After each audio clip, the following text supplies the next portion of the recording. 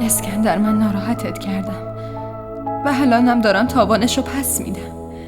لطفاً اگه میتونی منو ببخش. میخوام از زبون خودت بشنوم اسکندر. منو ببخش. چی به سرم اومده؟